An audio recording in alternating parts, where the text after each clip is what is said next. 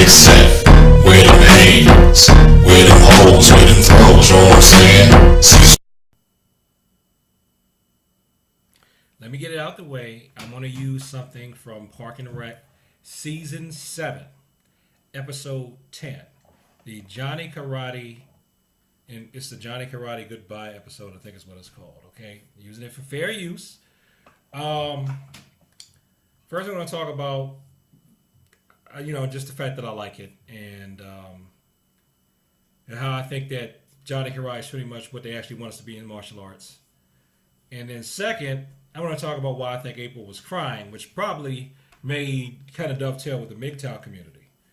And third, which I want to do first, is I hate to admit it, and this is going to make me look bad, but there's a part of me that actually agrees with this thing I call from the dark side of the force. If you know me, you know what I'm talking about. So this is one thing that was on it that I think is hilarious, and this, I hate to admit it, but there's some truth to this. The Punch Burger commercial. We know what you want. Healthy, natural food that still tastes great. And we're here to tell you, it doesn't exist. Healthy food is for suckers. It tastes like garbage, and if you say you like it, you're a chump and a liar. Be honest, this is what you want to eat. The Punch Burger Dinner for Breakfast Burger Combo. It tastes amazing. What's in it? Who cares? How many calories? Shut up. It's awesome. Put it in your body or you're a nerd.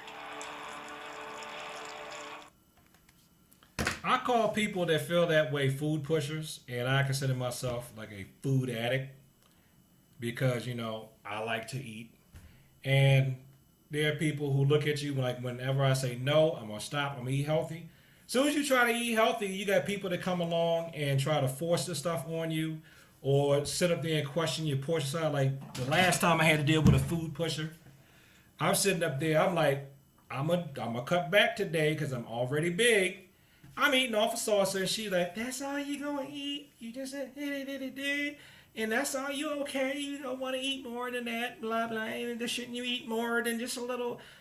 Woman, I'm like 300 pounds. You don't need to tell me to eat off a real plate. I done had too many real plates.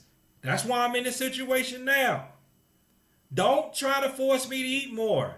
I'm a grown man. I'm able-bodied. I'm actually in pretty good health despite being obese. Fortunately, thank God, literally. So you don't have to tell me how to get more from the buffet. If I'm eating a salsa, just shut up and let me eat my salsa. If you're not my doctor, you don't need to tell me to eat more. So just knock it off, okay? And then that would be the same type of person that will laugh at dear fat people. And of course, what gets me is these people don't have a weight problem themselves, but yet they try to get you to eat when you want to act right and eat the food that's for suckers because you want to be as slim as an actual sucker that has the lollipop on top. Then they try to get you to eat more. They just get on my nerves. So anyway, though, Johnny Karate, if you haven't seen Park and Rec, it's Chris Pratt's character. It's funny. Chris Pratt is funny. If you remember Guardians of the Galaxy, he's, what's his name? Star-Lord in Guardians of the Galaxy. So that's the guy that plays Johnny Karate. The thing I'm going to say about Johnny Karate is these days, honestly, I think that's where they want us non-competitors to be. They want us non-competitive martial artists to just do stuff that's for the kids and it's fun for the kids, right? That's why I really like that character on Park and Rec, because the children themselves and adults, if you are trying to actually train children in real martial arts, I shouldn't say real martial arts, I'll say non-competitive martial arts, okay? That's all they understand. They want you to come, you got to be like it's military boot camp if you're not going to be a competitor, or if you are going to be a competitor, so they think you're training them like they're going to be in the army. And while that approach does work for a lot of children that need discipline still, I don't do it because I feel like you're civilians. I don't want to give you a combative mindset. I want to give you a peacemaker mindset. So, and since there are already other people who are doing that, I don't need to do it. And I know what I'm talking about because I was in the military, so I know what happens to you when you come out of boot camp and you think like that. So, no, I'm not going to do that with children, or adults for that matter. And again, not that it's bad. I'm training you for peacetime. And I tell any student too, I've told children this, I tell adults this. Don't get it twisted, okay? I'm nice and everything like that, and I'm not being phony, that's me, and I don't train that way. But if I had to send you off to combat, I'd be just like everybody else. You gotta go to war. I'm training you like you're going to war. It'd be yes sir, no sir, knuckle push-ups, kick you in the stomach when you act up. Because you're going to combat. The hard part about being a civilian is a lot of your violence is not combat violence. You gotta know how to avoid violence. You have to gauge the level of force when violence comes if it's not really truly lethal violence. And then you don't face that every day unless you live in a truly terrible area.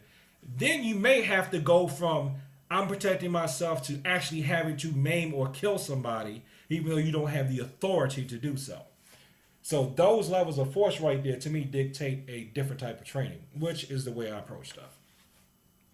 So I either want you to be that, or they want you to be sport-oriented all the time. Just sport, competition. And that's not what I do now because I just don't have time to have combat sport-ready kids so that we're hitting up every tournament. But in my twilight years, I may switch to sport, just to give kids something to do. That's fine, if I can still teach that long. So, but there are plenty of people doing that too. So I feel like I don't have to do that because that's not being lost. That aspect is being preserved. And don't get it twisted again. I tell my students this too. Don't get it twisted. That takes a lot of effort and discipline to follow that path too. So just because you're not following that path, don't look down on them. So the thing that I do kind of look down on, though, even though I try not to, is what Johny Karate is.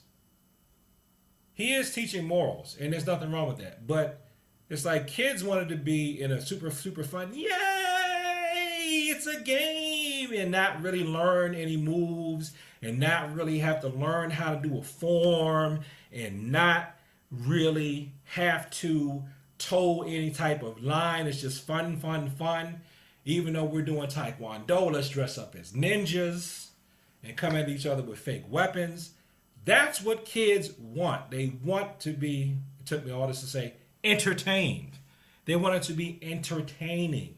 So people usually just understand that it's got to be entertaining, it's got to be militaristic, or it's got to be sport-oriented. The whole life growth, true self-defense oriented, fighting oriented without that being your main focus, truly about we're going to use this activity to do what many other activities can do. Personal growth and development, man, people don't understand that and they don't feel that. But you know what? I'm going to give it to you because I think it's needed.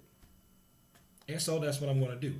But like I said, that's what the world wants, Johnny. That's what they want all of us people to be who are martial artists. Whether you're doing karate or not, they want you to be Johnny Karate. And if you don't know what I'm talking about, if you got Netflix for $15 a month, you can get your Netflix subscription and you can, watch Johnny Karate. I think if you just Google online, you could find it for free. But make sure you go to Park and Rec Season 7, Episode 10, The Johnny Karate Farewell. Now, my third thing I'm going to take from that episode, I'm going to close. And this is a spoiler alert, so if you haven't seen it, spoilers are coming. April, Andy's wife, is crying. Why is April crying? You may think April is crying because she doesn't want Andy to lose his show. That's not why April's crying. In my opinion, April's crying because she feels guilty and because she knows she's wrong. April wants Andy, a guy who's had a hard time taking care of himself, learning how to function as an adult, finally get something going for himself, something that would be hard for him to duplicate anyplace else. He's got a successful show that's actually benefiting the community. As much as I don't like that approach, if Johnny Karate were a real thing and I ran a television station, as much as, like I said, that's not my cup of tea, I will put it on TV though because of its positive benefits.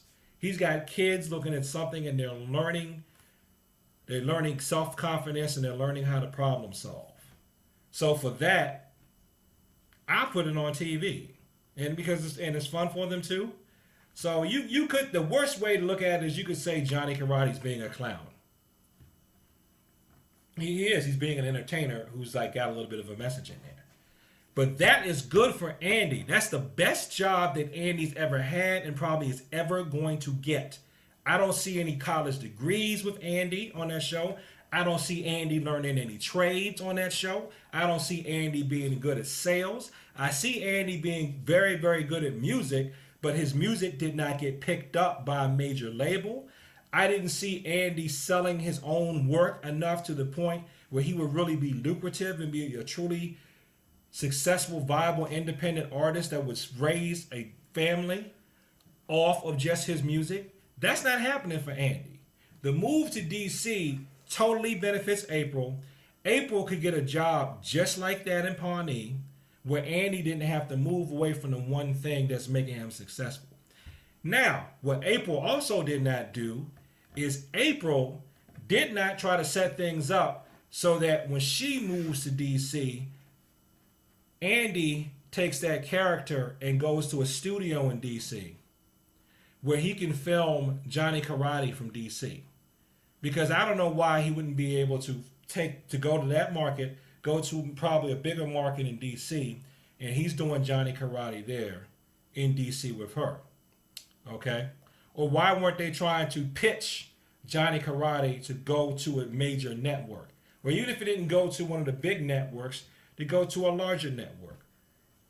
Could CCW pick up Johnny Karate? Or Andy works out a deal where he gets royalties from the image and likeness of Johnny Karate. And there are different types of Johnny Karates.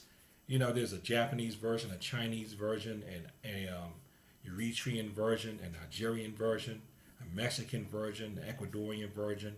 They got a version, in London. You see what I'm saying? An Australian version, an Indian version, a version in Pakistan. No, you don't see them. You don't see her trying to get Johnny Karate to be globally syndicated because April is being selfish and Andy is too weak to realize that he actually should be cutting April loose. If she's insisting on making him stop the peak of his success so that she can finally decide to grow up and just get a job. Just a job. It is just a job. And again, a type of job that she could get where she is. And even if it's a foundation, she could start a foundation in Indiana that did what she was doing in DC. She already had a job. Andy had a hard time getting a job. Andy was the one who had a hard time starting off. She didn't. So really, I would say unless she's getting, and it's not even worth moving for six figures, because it looks like where they live, they had a low cost of living, so it's not like they needed a six-figure income. Unless she's making seven figures from that job, it's not worth that couple moving over there. Okay? Now, a lot of people are going to get mad at me for saying this part in the video because they feel like, well, if you love your wife, you should move if your wife wants to move so that she can feel happy in her career. I say that depends. It all depends upon if you have a job skill that you can do where she wants you to move to, okay, then you can move for her career. Or you can't duplicate your job skill, but you'd be a freaking idiot not to move because this woman is going to be like Oprah, okay? Then you Stedman up. But unless she's Oprah, you do not need to be Stedman, especially somebody that's like Andy, that I think if that was a real person, Andy probably suffered from some type of depression.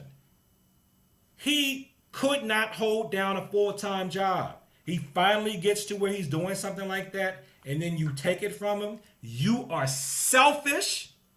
You only love yourself. You have whipped that man. That man does not have enough sense to realize it's time for him to get out of that marriage, or they don't live together and they commute to see each other. Because if Andy were my son, I'd tell him you shouldn't be moving to DC for her. because you have had a hard, rough going, and you finally got yourself off the ground. You should just keep knowing that. Now, if Johnny Karate was starting to tank in the ratings and it's over, it's ran its course, and then a job comes up, that's different. That's why I say it depends. But at the point where they are in that show, April is crying because April knows that she's wrong for making Andy move. Andy is being too nice and deciding to just go ahead and go along with April because he loves her. Well, the thing is, if April loved Andy more than she loved herself, because Andy loves April more than he loves himself, that's why he's willing to completely kill what he's doing artistically to support her. Okay? Again, it's not like he's some guy like me that like could actually get a job and you know you're gonna make more at your regular job than you're making with your artsy jobs. So just get the benefits in the 401k and stuff because you're capable. Andy was not capable of functioning in regular society. Okay? Even if he wasn't doing it. So she's taking the best thing that ever happened to him just so she could have the best thing that ever happened to her. And it's not like the best thing that ever happened to her couldn't happen right where she was. That's my opinion on it. So, hate me if you want. That's just what I think. So, go watch the episode of Park and Rec. It's actually a fun show. I'm pretty sure people were not expecting anybody to look at it or analyze it that deeply. But I did, because that's what I do.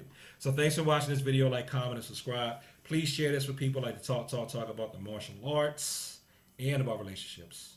And peace. And thank you for your time.